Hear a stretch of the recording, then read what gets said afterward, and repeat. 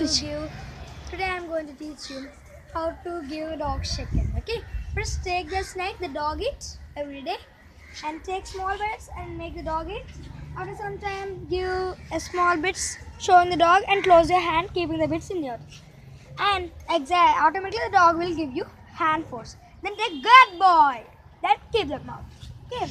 Then again close. Good boy. Keep the hand. Again a small bit. Close. Good boy. Say good boy. Good boy. Okay. Give him this. No. Come up. Close the hand. Good boy. So that's no.